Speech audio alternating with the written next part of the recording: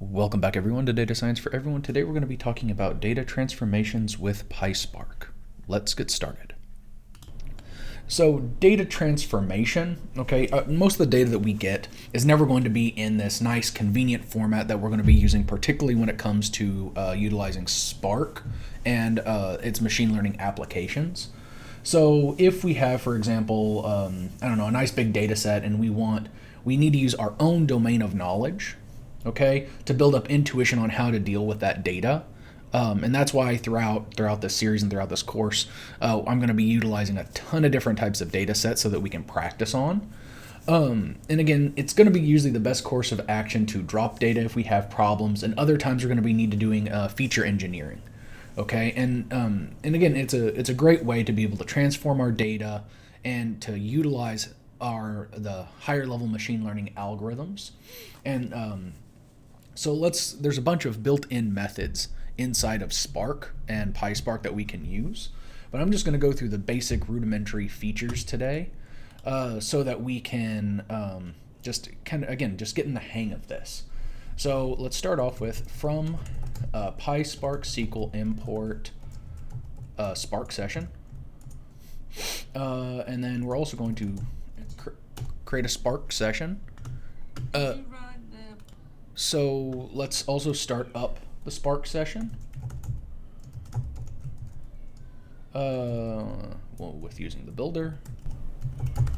And then we also want to give it an app name, and I'm just going to call this data transformer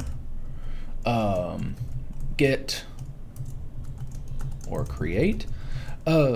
Now again, I'm just going to be using a very, very, very simple data set here. It doesn't matter what data set we potentially use in this. But again, so if I have a data set in here, and let me show you guys really quickly, just some customer data. And so here you can see it's just a small CSV. It has a name, phone number, and some group 1 through 3 in here. And again, it's just fake randomly generated data. So it's just to give us an example. So let's create Spark, and we want to read, and as this, you saw that this was a CSV file, and I called it customers.csv. We want it to infer our schema to be true, and we have a header which is also true. So let's run this, and we'll also check our schema itself. And we'll also maybe take a look at the data as well. So we see here that one's a string, one's a long, and another one's a string. Good, that's what we would like. And then another thing we do, just double check and let's show the data. It is a small data set. Okay, and we see that this is again what we're expecting. And now let me go through just a quick understanding of what data features are itself. So if, for example, we want to convert a string, some sort of string information to numerical information, okay, this is usually by some sort of categorical feature. And again, it's done with this, let me actually put a note in here for this. And this is actually done with the, with the string indexer, okay, method. And so let's go on and import that. And this is actually from the ML feature set. And I'm going to import, normally the things that I'm importing right now, I would import them all kind of in bulk at the beginning, but I kind of only want to focus on one piece at a time so that when we talk about the vector assembler, it's already imported. And we're going to actually create a data frame for now, and we'll go back to using this data here in just a minute. But I want to use an example for us beforehand. So if you noticed here, this data frame here is not in the format that we need for machine learning purposes. Okay, so let's go back and let's do a quick smaller example, and I'm just going to call this df2 for now, and we want to spark.create data frame. And here we're going to put in a list of tuples. So 0, and let's do A. And then we'll do another tuple here, 1, and this will be B. And we'll do something like 2C, 3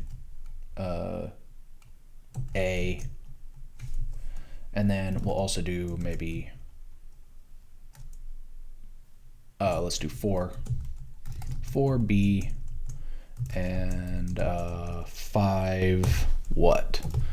We done A, we done B. Let's have another C for now. And then I'm going to call this, we have another one in here for the header list, and let's do user ID. And we also maybe want something like some category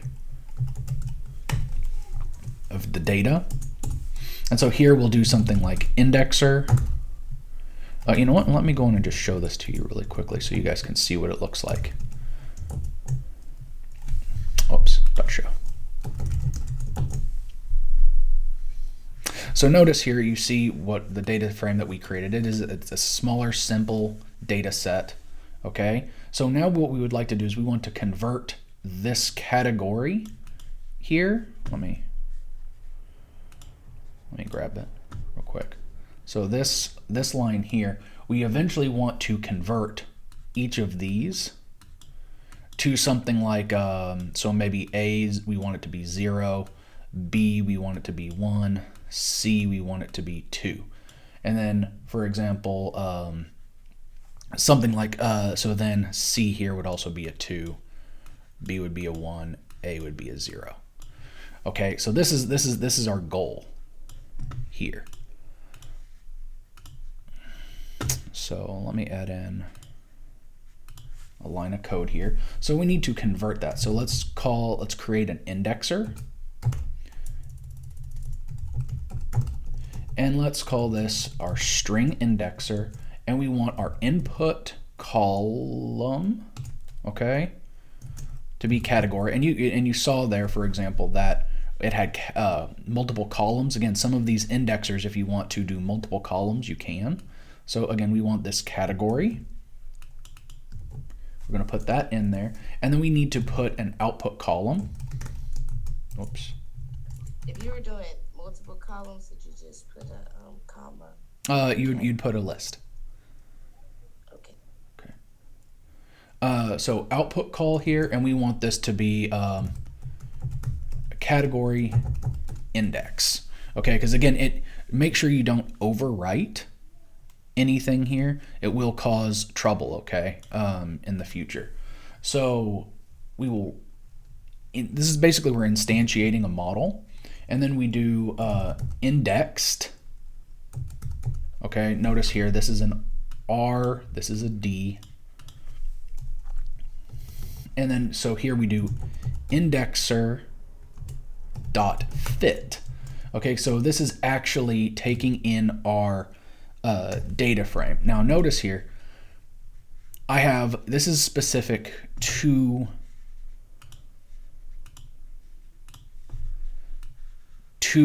what we're working on here.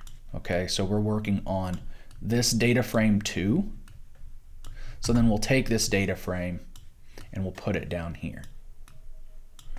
Okay, so if, for example, we work on our customer example, which we imported at the beginning, we would need to customize this to that particular output, or input actually. So we will fit this, and then we will also do dot transform, and again, we are going to put in our df2 here. Now, please, again, just make sure that you do this in the proper order. This is a fit transformation. Some models do have a fit transform where you only have to do it once. That's like what we have in scikit-learn. But here we do a individual fit, and then with the data frame name, and then we do the transformation with the data frame name. We could do this with intermediate steps, but it's easier just to know that you're taking your string indexer in this case, and you're fitting it and transforming data frame 2. So if we take a look at our indexed data now, we see that we have our index column, and now we actually have proper numerical attributes. Now, after this step, okay, there is technically would be another step in here. So this is our current index step. After this step, we would usually have a one-hot encoding. But I'm going to save using one-hot encoding when we actually run some regressions using one-hot encoding. This is also called dummy variables. So, but I'm going to leave that for another time where we can spend a little bit more time on that. But today we're just going to be talking about transforming data into this particular set. Now, the next thing we need to do, and again, I have not forgotten that we have this data set. I'm just going to go through this practice data set first, and then we'll go through this other data set as well. So then the next thing we need to do is create a vector indexer using a vector assembler. Now, this is a great way for us to transform the data given some list of columns into a single vector column. So let's say that, for example, if we're wanting to combine raw features and features generated maybe by different feature transformations into a single feature vector, this is in order to train our machine learning algorithms, such as something like a logistic regression, which we will be doing later on, probably this week. Now, the vector assembler also is going to accept input columns, just like our string indexer, and it takes all types, okay? So numeric, Boolean, vector types, and again, it also has each row and column, it's going to be its input column, and it's going to concat all of those data, okay, into a vector with some specified order. So let's assume, for example, we have this data set here. Okay, this one right here. Now, we notice here that we have our user feature variable. All right, so we have, for example, we have this ID column here, we have an hour, we have mobile, we have user features, and we have clicked. Okay, so this is very similar to some types of ad data that you would see. Okay, and again, this user features here, okay, is a vector that contains 3 user features. So notice, let me clear this out a little bit. Notice here it has user features, so 0, 10, and 0.5. Okay, whatever those features happen to be.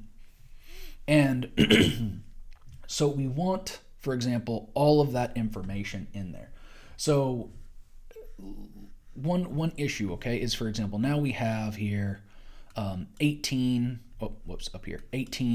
1, and 1. We don't have those features in there. So, but we need to be able to create a complete data set, or maybe we don't, who knows, maybe we don't want clicked, okay? But we need to transform that data into this features column, okay? So it has all of our information in that single feature.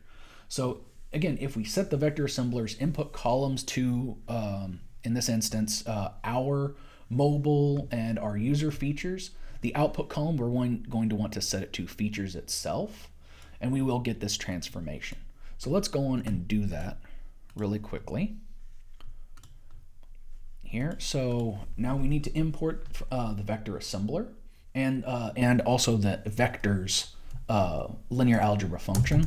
So from PySpark.ml.linAlgebra, okay, we're going to import vector, and then from PySpark.ml.feature, we're going to import the vector assembler. So, and we have, actually I don't have this data set, this particular example, but let me use this example just, again, just really quickly, okay? So if we do, let's call this df3 now. And so we have something like spark dot create data frame here, and I want to do something like 0 and what was that, 18, 1.0, and then I have vectors, a vector, and it's going to be a dense vector. And again, what I'm doing, I'm recreating this output right here, this single row, so you can see what that would look like if we wanted to create it by hand. 0.0, 10.0, 0.5, and then we also need 1.0, and on top of that we need to give it some names. So we have ID, we have hour, we have mobile, we have user, features, and we have clicked. And I think that will do it. And then if we do something like df3.show, double check, whoops. Vector has no attribute dense. Oh, whoops. This is supposed to be vectors. Sorry, that's supposed to be vectors. There we go. Sorry about that. I cut off the the S on accident. So here we see that this is identical to our example data here. So if we want to convert this, we're going to use the vector assembler. And so we have, let's just call this assembler. So we have our vector assembler, and we want inside here our input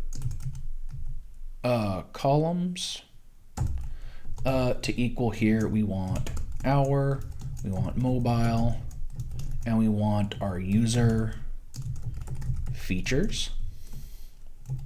And we have an output column, and that is going to be features.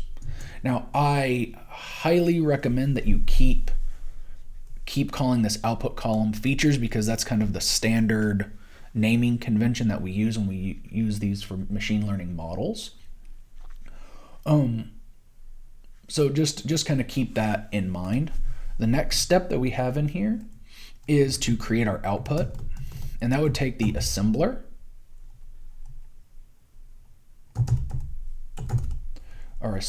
and we're going to transform the data. Okay, and so this is going to be our df3. And so then let's take a look at the output. So notice here now that gives us our complete example that we had before. But again, we wouldn't really want just this, these pieces in here. We're actually only interested in predicting click rates. So we would want something like select, and in here we want our features and we want our clicked.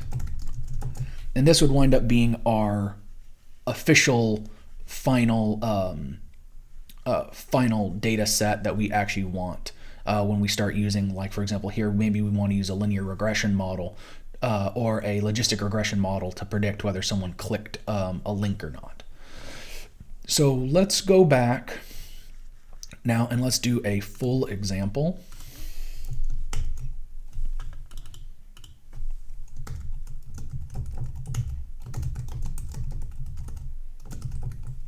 So here we're going to use it with the customer data.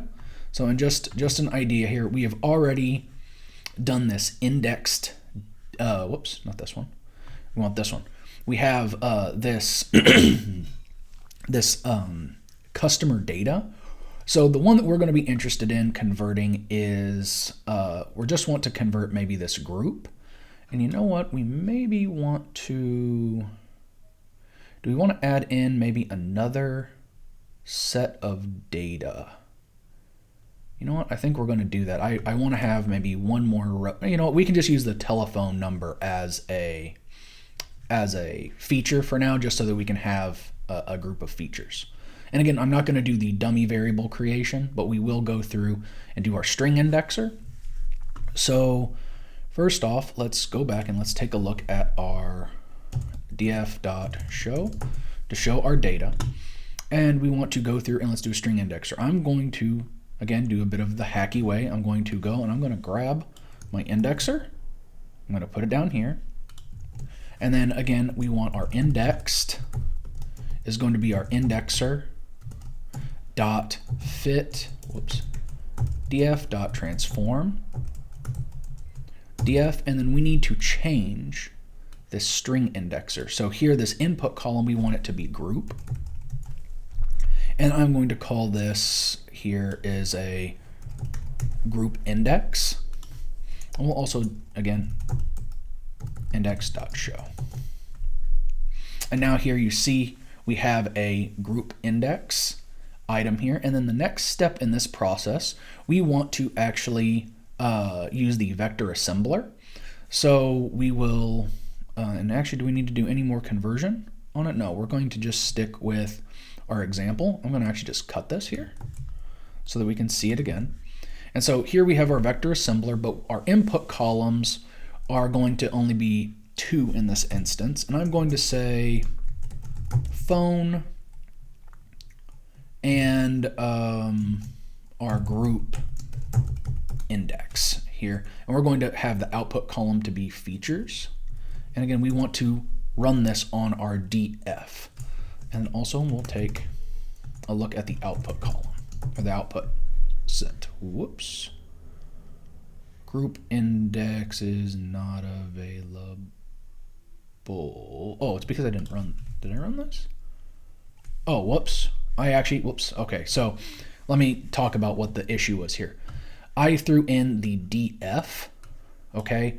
When I reran this and renamed this index, okay? Because again, we already have done our transform data.